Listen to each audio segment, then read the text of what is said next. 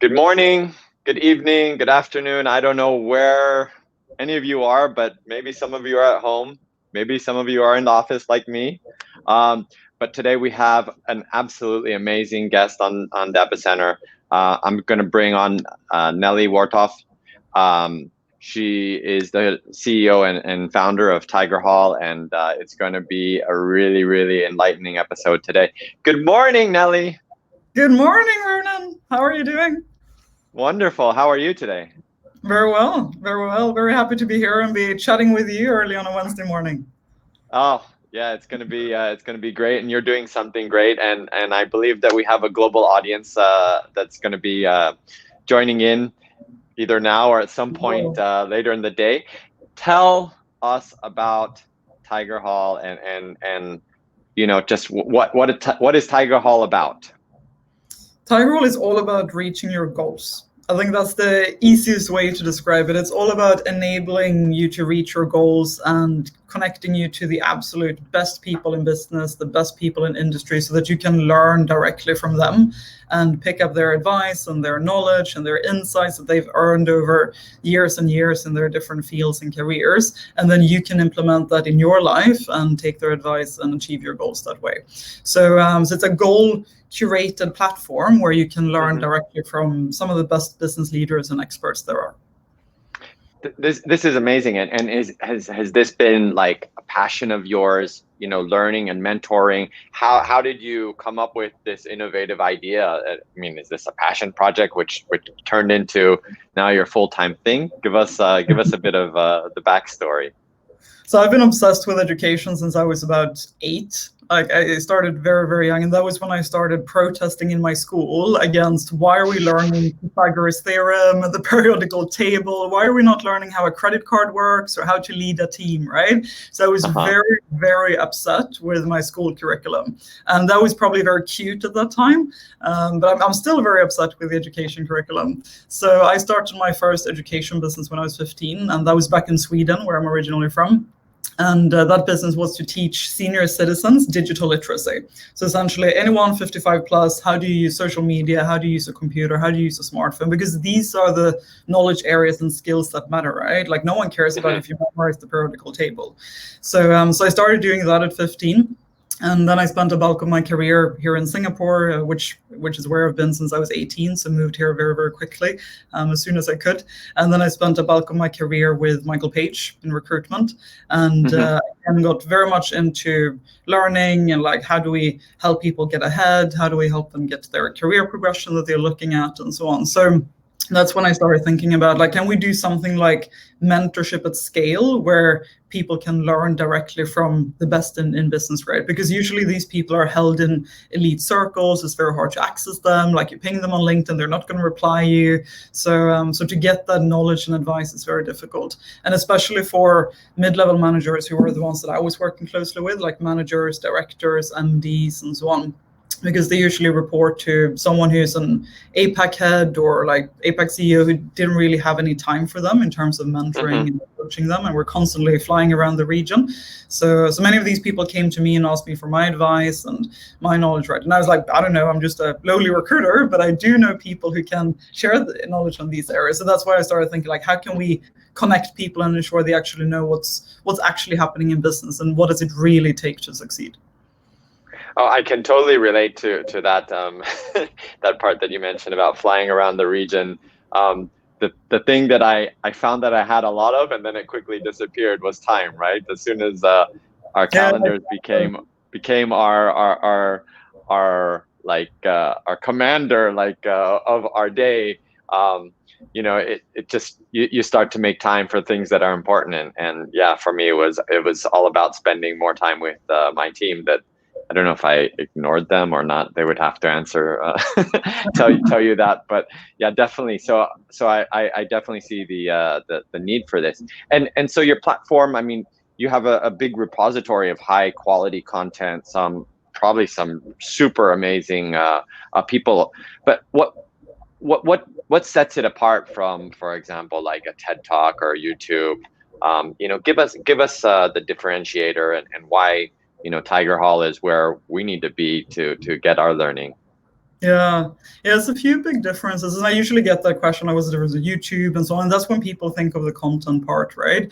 And Hmm. if we start with that content part, I think the biggest differentiator in my mind is very much the actionable steps that we focus on in Tigerhall. So we're all about the execution. What can you do? How can we actually apply this? And I'm a big fan of TED Talks. I watch a lot of TED Talks. I listen to a lot of podcasts from everywhere around the world, but I always miss this actionable element. So it was very much like scratching my own itch as well, because I had all of this amazing content and great ideas, but then I was like, how do I actually take this and apply this in my life? So Tigerhall has done a lot about the application of that knowledge, and we really break it down, like what are the next steps that you need to take to achieve this goal or be good in this area, right? So that's one part. Hmm. And then you have the curation, the curated journeys in that sense, because if you go onto especially a YouTube, right, like you have cat videos, you have birthday parties, you have everything, and it's very hard to find what you're looking for.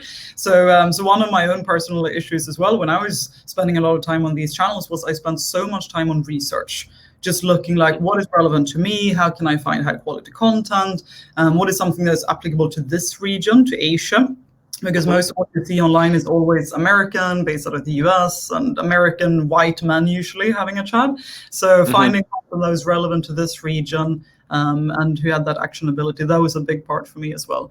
And then people are just like overwhelmed with content, right? So quality is one thing that makes it stand out, but also just this curation.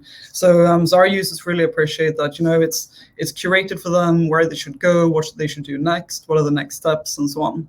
And that's also where we have functions like trails, for example, where it's like you go onto a trail and then you have all the steps laid out for you. So the convenience factor around it would be a super, super big differentiator. And then, of course, the people that come onto the platform that share this knowledge, those are not available on YouTube or anywhere else. And then the third and last thing is the interactive element. So on Tigerhall, you don't only have this the digital content where you can like tap into and listen and read and so on. You also have a whole bunch of interactive experience. So you can actually meet these people. You can go for a Wow. group mentoring session with them. You can have one-on-one mentoring. You can meet them for lunch, for dinner. Like it's a lot of events, virtual workshops and sessions and so on. So once you've listened to someone, you can actually just book a group mentoring session with that person and get tailored advice to you right after having listened to that podcast. So that interactive and meeting your heroes in a way is something that is not happening on the other channels as well. This sounds so like it sounds like actionable learning, right? I mean, because there's the passive stuff that is just being fed to us and we're expected to digest it, right? But this sounds like it's taken it into a more proactive way that, I mean, people will get out of it what they put into it, but and yeah, back to being very actionable. Yeah, exactly. And very much like, how do you actually reach your goals? Because you don't Hmm. reach your goals by consuming tons and tons of videos, right? Like you actually reach your goals by reflecting, you take notes, you're thinking, you're meeting people, you have a journey, you have a target, you have a path, and all of these things are things that are available to you in Tigerhall. That sounds great. And I think there's a term that you guys have coined called thinkfluencers, right? Yes, influencers. Thinkfluencers. And so it sounds like a very compelling feature to me. Like how do I go out and find a thinkfluencer, and how do you even curate these amazing thinkfluencers to come onto this platform, and and how are they committed to Tigerhall? Yeah, so we have a content strategy in place, which is around the goals that people want to achieve. So we take a lot of feedback from our users, and we're very data driven. So we look at what is trending on the platform and what are people leaning towards, and so on. And then we develop a content strategy based on like what are the future skills people need, what are the goals people have today, and so on. So it's a mix of different inputs. And then when we have this content strategy, we look at, for example, like who would be a good person to speak within this very niche topic. So let's say, as an example, you have be a better leader as a goal, which is leadership. And then within that, you have like how to fire people, for example, like how do you Hmm. fire people in a nice way or in a good way. So, and then we go ahead and look at like who has successfully done done this in their real life. So who has successfully fired people in a good way and managed that well and has a lot of experience and insights in this area. So there's a lot of research on our part to find these individuals because they have to have done it in the real world. So it can't be, there is no theoretical knowledge or like full-time trainers or people who just have the theory part of it. Is very much about the people who've done it in real life. So that's what we look at in our research. And then after that, we go out and we approach them either through a reference or introduction or cold on LinkedIn, for example, and we tell them about the concept and what we're trying to do. And that's how we then get them on board. How do I get to be a Thinkfluencer? Our head of export relations, Prachi Panda, she's the one that everyone is going to and like asking, how do you become a Thinkfluencer? So she's managing all of the Thinkfluencers on the platform. It just sounds like such a royal title to have, like, you know, on like if I was on Tigerhall and I was a Thinkfluencer, it'd be something I'd be very proud of to put on my LinkedIn profile, saying I'm a Thinkfluencer. Yeah, many of them actually put it on their LinkedIn profile, so they have it as a title. Yeah, it's very stoic. Yeah, that's great. And so you mentioned something about you know, people that have experience, like for example, firing people or building teams very quickly. How do you go through the content curation process? How do you identify what's going to work best and what's going to be most relevant for your audience? And is there also like an element of like data, that's kind of data science that is going into this?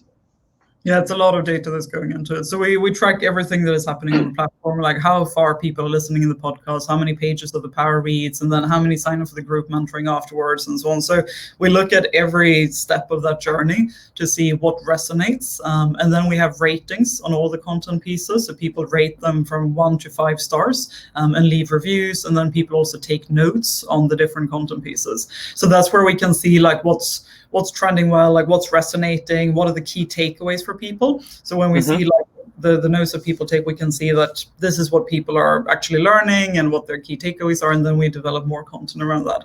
But then we also work very much with enterprises, so work a lot with corporate clients as well and help them in developing their employees and learning and development and talent development, etc. So that's also where we get a lot of input in what do business leaders value in their people, right? And what do they want their people to develop in? What kind of skill sets and mindsets would they like their employees to have? So that also goes into the content strategy. Amazing. We actually have a comment from somebody saying that they had a quick look through the Thinkfluencers page on Tigerhall and they love the diversity there, right? So I have one point actually on the diversity. It's that it's very, very hard to get women to say yes. And I'm saying this because if any women are watching this, just think about saying yes to these kind of things, because when we reach out to men, about 80-90% of them say yes. When we reach out to women, about 10-20% of them say yes. So we reach out to about 10 times as many women as we do to men, just to get that balance. And we really, really, really want Asian women on the platform. So any Asian women successful in business, please reach out to us. We really want you on the platform. That is so powerful, because I think it does really need to happen, and you know, I hope you know, we're going to re-echo that voice here, that you know, that we do need more Asian women leaders to be standing up and really giving back, because you know, they're the ones who are actually helping to build the future and the present, right? So, and also what's interesting is that 65% of our users are actually women.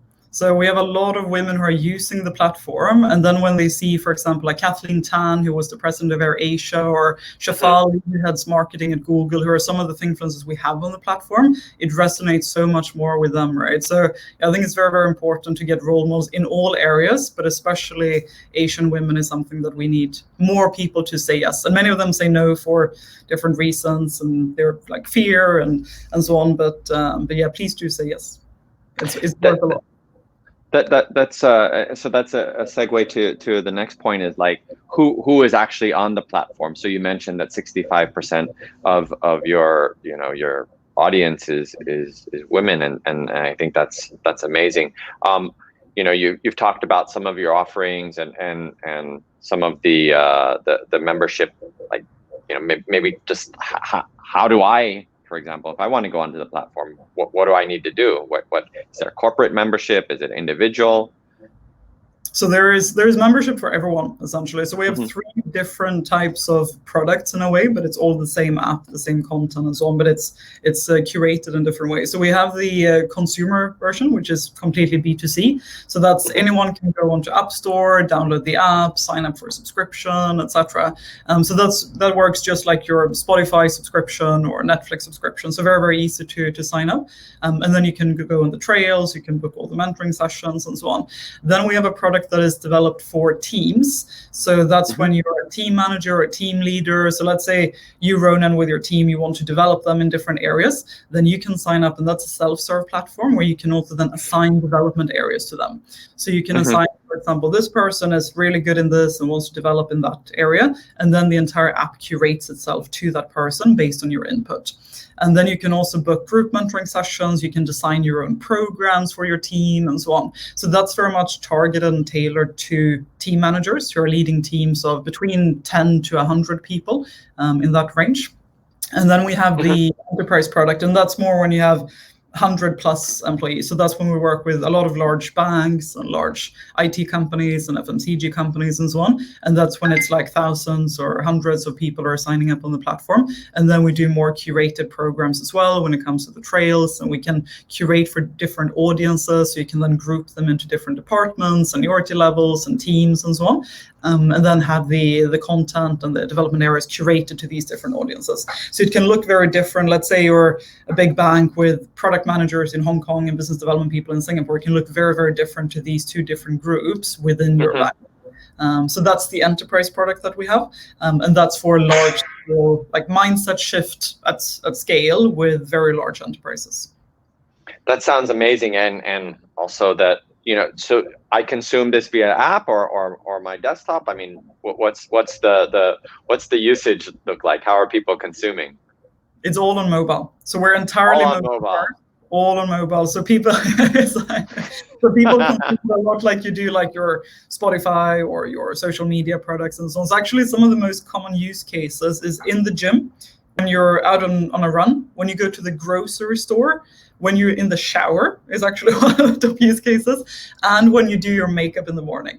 Because doing your makeup is like 10-15 minutes, and that's the time of listening to a podcast. Because all our content is bite-sized, it's 10-15 minutes, easy to digest and consume. So it's very much fitting into your lifestyle when you're out on the go, and like seamlessly fitting into everything else that you're doing. So as opposed to many other learning platforms, it's not supposed to interrupt your life. It's not supposed to like, you need to sit here and watch like 4 hours of video content and plan out half of your Sunday for this. It's supposed to just fit into your lifestyle and everything else that you do. Wow. This is, I love it. I need to get on board with this very quickly and get my teams on it too. You do. Yeah. So just one more a topic that I just want to cover on is we obviously we're in the middle of a pandemic, right? Some places are getting back to the worst days that they've seen. Yeah. How has this impacted Tigerhall and like the people that are on the platform and also both sides, right? Yeah, I think this has been a very, very interesting year, super interesting year, and especially looking at the data, because we get a lot of insights on what people are consuming, right? And that tells you a lot about a person. So for example, like when we work with enterprises the same way, when we see a group is consuming a lot of content on stress management, for example, that tells us something. And when we see another group that is consuming a lot of content on this is how to deal with a stupid boss or something, that tells you something about that leader too. So it's a lot of insights you can derive from the platform. And this is a lot what we've been doing this year as well. So what we've seen is, for example, we've had a 210% increase in consumption of leadership content. And that's on relative terms. So of course, the platform has grown a lot, but even with that growth, it's still a 210% growth in leadership content. And it's also been a lot of growth within career enablement and career development. Like how do you how do you plan, how do you move forward, and all of these areas. And on the contrary hand, we've seen a drop in more job specific skills like sales, marketing, digital, SEO, like very skill specific content. We've seen a drop in. So I think that really tells us that people this year have been very much focused on how do I lead my teams better, how do I become a better manager, how do I manage all of this remotely and virtually, right? And the focus has been a lot on people and soft skills and managing those relationships rather than I want to be really good in my job. And then of course a lot of worry about like, will I get laid off, will I get fired, like what is going to happen, what's happening with my company and so on. So that's also what we've seen as trending content. And then I think another thing that has been interesting is that in Q2, we saw a lot of people joining virtual sessions and like webinars and group mentoring and so on. But then slowly people started looking like, can we have an alternative to Zoom, right? Like death by Zoom is probably happening across the world, right? So then we've seen, and this is the same both on an individual level, but also at an enterprise and teams level, where people are starting to look for more alternatives to just laptop. So that's where we've seen an extreme spike now in Q3 when it comes to especially the podcast content. And people just like, how can I learn and develop and spend time away from my laptop? So I think initially the trend was that people could do a lot of things on the laptop. Then people got really tired of watching a screen all day. And that's where we've seen the podcast trend coming in really nicely now in Q3. So I think it's been some interesting insights that we've seen, just like the people focus and the getting tired of laptops and starting to look for other alternatives to just spending more time staring into a screen. This is my what's happened with too much laptop time for me is I've got my first pair of glasses. I realize it's not healthy for anyone. Like I think myopia would just be going up like crazy in the next 10 years. Oh my goodness. Yeah, my eyes have never been so bad. Exactly. And a podcast doesn't take away your eyes, so that's the good thing. yeah. This is really fabulous. Last question I'd like to ask you before we go into my favorite quickfire round is, what is next for Tigerhall? What's the big innovation that's going to come from the platform, or is it just continue to execute right now? So we continue to think a lot about the different formats. And I think especially in a digital environment, we're touching a little bit of what I mentioned with the laptops and like, how can we provide more alternative formats for people to learn in and level up in and connect with other people in? Like it doesn't have to be all Zoom, right? So that's where we currently have live streams, which reminds me more of an Instagram experience, and then power reads, which is reading, podcasts, group mentoring, one-to-one mentoring, and so on. So we continue to think about the different formats and how we can connect people to senior business leaders and experts in a lot of different ways. So that's one. And then we're also, of course, looking into increased relevance across Asia Pacific. So we're all about being accessible and making sure that anyone can reach their goals and be successful at what they do, regardless of their background or circumstances or what networks they have access to. So a big part of that is also languages. So that's something that is coming up where we start looking into Bahasa, Hindi, Japanese, Korean, and also Vietnamese and Thai to go deeper into these markets. Because right now our audience, as you asked earlier about our audience, is very much like the managers and leaders. So I usually say that the average user on Tigerhall is a 37-year-old regional marketing manager in a big tech company leading a team of 10, 15 people. So that's kind of the traditional user. So we're now looking like, how do we go deeper into these different markets, providing more languages to reach more people in the region. That's something that is coming up as well. And then, of course, more content for different industries, different areas, different geographies, and so on, and becoming more relevant and more accessible is always what we're striving to be. Great. Sounds like a really exciting adventure, and this is gonna, what it sounds like to me is I'm sold already. So, great work on building this. Just to wind this session down, let's just do a quick fire or rapid fire questions here. We talked a lot about content and learning content, but do you have a favorite song that you like to listen to that kind of picks you up in the day? Has to be Eye of the Tiger. Oh, classic one. And Nellie, what is your favorite holiday destination? It's Bombay. I love Bombay and Ubud. So ideally a mix of these. I would love to spend like a month in Bombay, then a month in Ubud, and then just like back and forth between these two places. Awesome. And do you have a favorite book?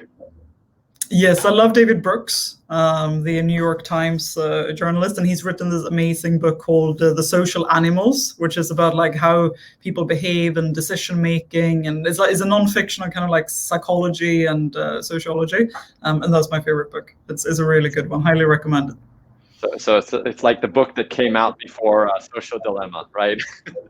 Yeah, exactly. Yeah, this is how we function as over our lifetime, and how people decide and plan their lives and so on. It's super interesting, and it's written as a story, so it's very engaging to read. Wonderful. And do you have an inspiring person that is living today that you look up to? I think it's a bit boring, but I think the most inspiring person is probably Jack Ma. Like, I love his story from teacher and like focus on education and how he built Alibaba and just all of his wisdom and his quotes. So it's a bit of an obvious one, but I would say Jack Ma. And actually also a little bit of Obama post-presidency, I would say. Like now, just recently, especially this year, how he's encouraging people to vote and these kind of things. I think, yeah, he's done some good work after stepping down as a president too. I love Jack Ma, and Jack, if you're listening, my dream is to meet you. So it really is. My team knows that. Thank you for being on Tigerhall, Jack. If you're listening to this, we want you as a think dancer to have more people learn from you. That is probably the best way to wrap this up. The learning never stops, as I love to say. Nellie Wartoft, thank you so much for coming on to the Epicenter today. It's been such a pleasure to. Yes, and I'm sure that there's going to be a lot of new people joining and starting to learn too. Awesome. Thanks a lot for having me. Really enjoyed it. It's been wonderful. Thank you. Have a great day ahead. You too, Ronen. See you. Bye-bye. Bye.